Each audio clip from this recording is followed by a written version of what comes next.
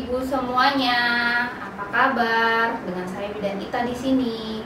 Pada kesempatan kali ini, saya akan membagikan tentang seputar kehamilan. Mengingat masa pandemi sekarang, tak sedikit dari kita yang khawatir untuk memeriksakan kandungannya ke praktek dokter, ke rumah sakit, puskesmas, atau klinik kebidanan.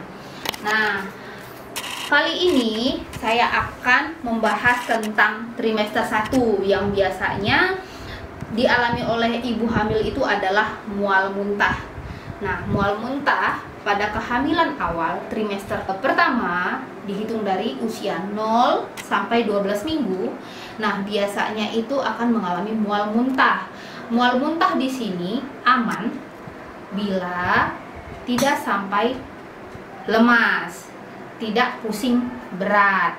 Nah, kalau hanya mual muntah saja dengan kita atau bidannya memberi vitamin B6, ibu berkurang mualnya itu masih aman. Nah, kenapa sih mual muntah terjadi? Mual muntah terjadi karena kadar hormon yang meningkat di dalam tubuh, namanya hormon HCG. Hormon HCG ini bisa dideteksi di air pipis. Makanya kalau misalnya kita tes pack itu, tes pack garisnya ada garis 2.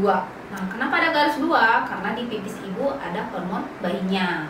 Nah, supaya tidak mual muntah yang berlebihan, caranya apa? 1, rajin ngemil 2 jam sekali. Misalnya ibu ngemil biskuit, roti, crackers, atau buah, boleh. Kacang hijau itu baik sekali. Jangan minum teh terlalu pagi ya, karena enak di mulut, tidak enak di perutnya.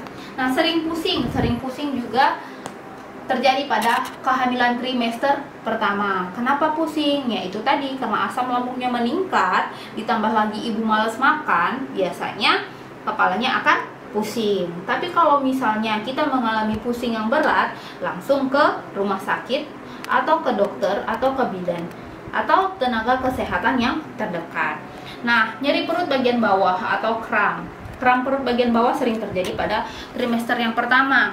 Kenapa? Yang tadinya rahim tidak ada isinya, sekarang rahimnya ini beradaptasi. Nah, jadi ada calon janin di dalamnya. Biasanya kita akan mengalami rasa kram atau sakit perut bagian bawah. Rasanya seperti mau menstruasi ya, dan itu aman, itu tidak apa-apa. Nah, keluar flek sedikit atau flek darah keluar dari kemaluan. Kalau warnanya merah terang, nah itu langsung ke dokter atau ke rumah sakit. Tapi kalau misalnya warnanya masih coklat, nah itu aman dan normal terjadi. Karena apa? Karena proses implementasi dari si ari-ari ke dinding rahim. Nah, dan itu normal terjadi pada ibu hamil. Nah, tidak nafsu makan juga termasuk salah satu keluhan dari ibu hamil trimester pertama. Nah, jadi seperti tadi yang saya kasih tahu, ibu diharapkan untuk meminum B6 atau sering mengemil atau hubungin ke bidannya. Kalau sekarang kan ada WA ya Bu ya, jadi kita bisa gampang komunikasi ke ibu bidan atau dokter kandungannya, minta solusi supaya ibu bisa makan. Nah, selanjutnya sering meludah biasanya ya, atau hipersaliva. Kalau di kesehatan bilangnya hipersaliva. Ini sering terjadi juga pada ibu hamil. Nah, cara mengatasinya seperti apa? Ibu boleh mengut permen mint boleh, atau buah boleh. Nah, jadi itu bukan sesuatu yang tidak normal, tapi itu normal terjadi pada ibu hamil.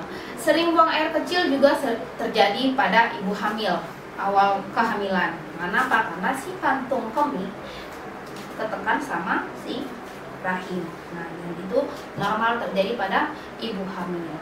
Nah, itu adalah seputar pertanyaan yang sering terjadi pada trimester yang pertama. Tanda bahayanya apa? Nah, tanda bahayanya juga ada di sini. Nah, tanda bahayanya 1, mual muntah berlebihan.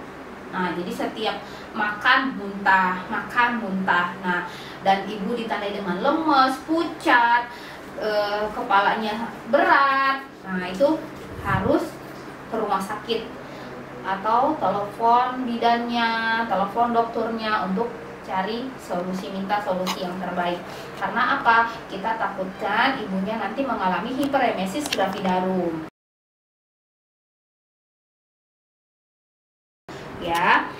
Nah, kalau misalnya keluar darah banyak pada kehamilan trimester 1, aman tidak? Nah, itu tidak aman, apalagi kalau darahnya merah terang.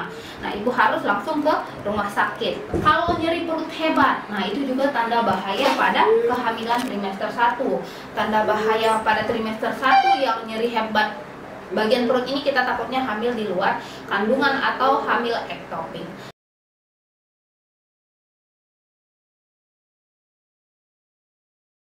Nah, jadi kalau ibu mengalami nyeri hebat pada perutnya, nah tidak bisa beraktivitas sama sekali, ibu langsung ke dokter atau ke rumah sakit yang dituju. Ya, oke, kita lanjutkan ke trimester yang kedua. Nah, ke trimester yang kedua, pertanyaan yang sering muncul adalah, Bu Bidan, boleh tidak hubungan suami istri? Nah, sebenarnya hubungan suami istri itu pada kehamilan trimester kedua aman, tapi dianjurkan untuk memakai kondom.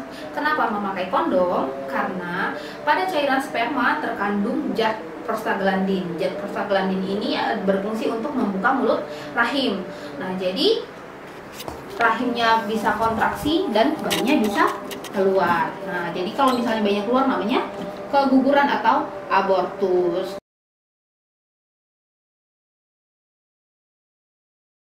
Nah, bukannya dilarang, tidak, tapi bagusnya konsultasikan langsung dengan dokter Anda atau bidan Anda. Nah, selanjutnya adalah nyeri punggung. Nyeri punggung kenapa terjadi pada ibu hamil trimester kedua? Nyeri punggung terjadi itu karena kalsium yang ada di dalam tubuh kita itu pasti harus kita bagi kepada bayi. Nah, biasanya pada trimester kedua ini bayi akan tumbuh kembangnya akan semakin besar. Jadi perut ini akan ketarik. Nah, tulang punggungnya juga ketarik. Nah, biasanya kita akan mengalami nyeri punggung. Boleh tidak dipijat? Boleh sekali. Ibu boleh dipijat, boleh dikompres pakai buli-buli hangat. Punggungnya itu dianjurkan pakai minyak yang hangat-hangat, juga sangat dianjurkan. Jangan lupa untuk konsumsi kalsium, buah dan sayuran. Nah, USG aman enggak pada ibu hamil? Nah, USG sangat aman buat ibu hamil. WHO menyarankan selama kehamilan kita USG minimal 4 kali. 1 kali trimester pertama, 2 kali di trimester kedua, dan 1 kali di trimester yang ketiga.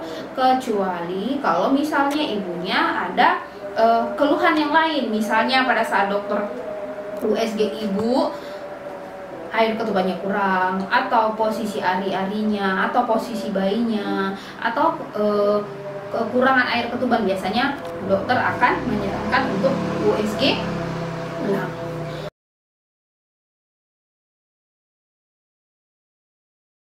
Oke, lanjut ke pertanyaan yang biasa ditanyakan pada ibu hamil, usia kehamilan trimester ketiga.